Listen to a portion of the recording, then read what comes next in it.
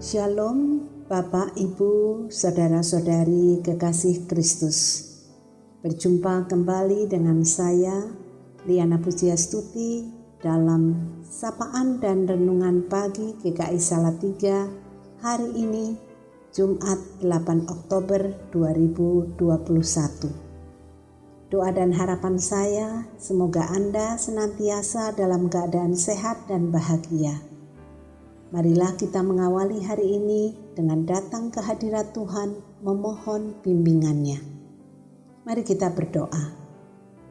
Allah yang setia, kami datang ke hadirat-Mu dengan penuh rasa syukur atas kasih setia-Mu dalam hidup kami.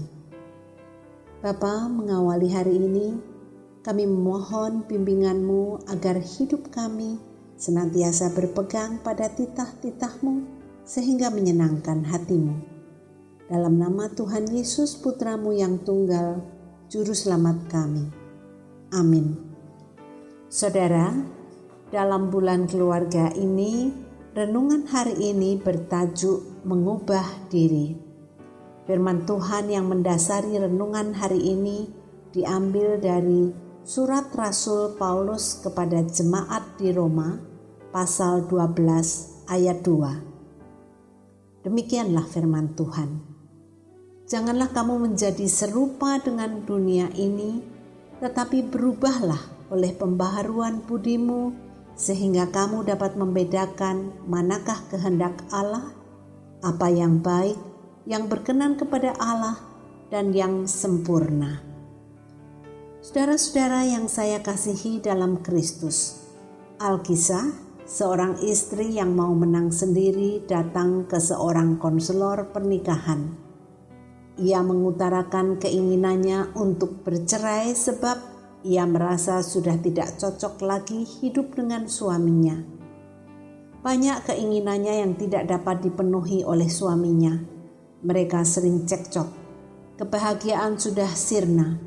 Hidup sehari-hari bak di neraka, panas.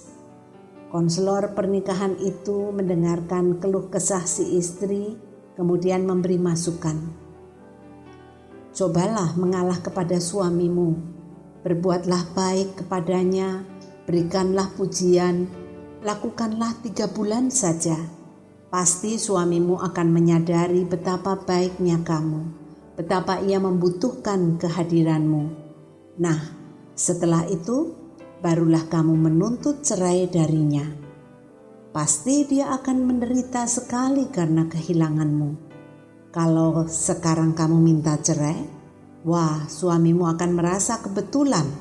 Dia akan senang kehilangan dirimu sebab kamu hanya mengganggu hidupnya saja. Mendengar masukan konselor pernikahan itu, si istri merenung sejenak. Batinnya, benar juga ya, enak sekali suamiku itu kalau aku minta cerai sekarang.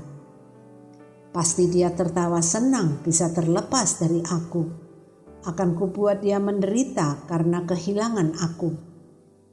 Si istri setuju melakukan masukan konselor pernikahan itu dan mereka sepakat untuk bertemu lagi setelah 3 bulan. Waktu cepat berlalu, tak terasa 3 bulan telah lewat. Pada hari yang telah disepakati, si istri muncul kembali di ruang konseling dengan wajah sumringah. Jelas kebahagiaan membayang di wajahnya. Beda sekali dengan kedatangannya pertama kali dulu yang wajahnya penuh dengan kemarahan. Konselor pura-pura mengabaikan wajah gembira si istri. Dia malah bertanya, "Kapan kamu akan menuntut cerai?" Si istri bengong, tapi tak lama. Dengan cepat dia menjawab, "Cerai? Mengapa harus cerai?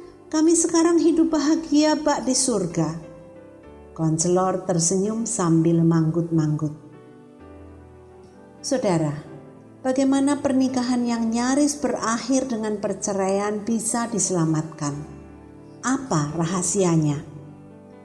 Karena si istri telah berubah dari istri yang suka menuntut, mau menang sendiri, menjadi istri yang penuh toleransi, mengucapkan kata-kata lembut, penuh pujian, maka suaminya ikut berubah. memperlakukan istri dengan lembut dan penuh kasih sayang. Kebanyakan kesalahan yang dibuat oleh pasangan atau orang pada umumnya adalah menuntut pihak lain untuk berubah. Padahal kita tahu betapa sulitnya mengubah orang lain. Yang paling mungkin adalah mengubah diri sendiri. Sebetulnya dalil ini sederhana saja.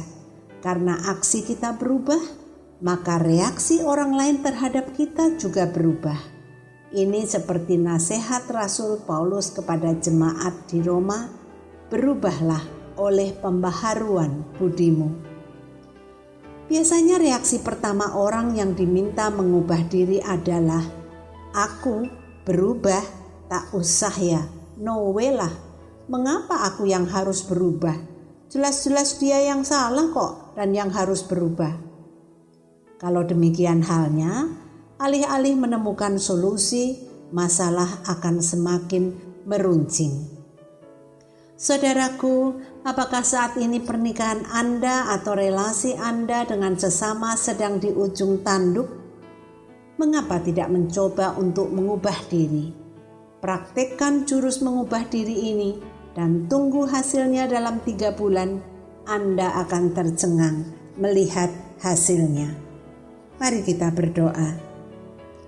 Tuhan Yesus, Kepala keluarga kami, bantulah kami untuk lebih mau mengubah diri kami daripada menuntut orang lain untuk berubah. Dalam nama-Mu Tuhan Yesus kami berdoa. Amin. Semangat pagi saudara, mari mengubah diri meneladan Kristus.